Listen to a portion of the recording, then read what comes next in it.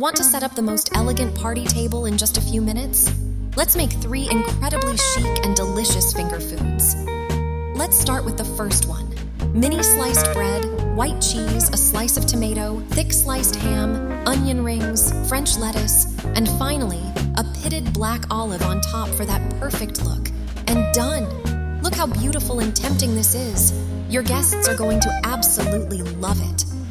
Now, on to the next one.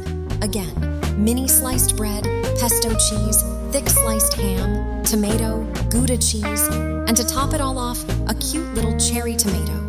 And just like that, we have a colorful and incredibly delicious finger food. See how quick and effortless that was? And now for the grand finale. Half a kilo of soaked chickpeas, 2 onions, 1 potato, and 4 cloves of garlic. Let's grind them all together.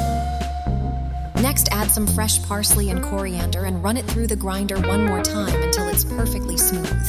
Now, time for the spices. Salt, red pepper, turmeric, cinnamon, coriander seed powder, baking soda, black pepper, baking powder, garlic powder, ginger powder, cumin powder, and 2 tablespoons flour. Give it a good mix so all the flavors blend perfectly.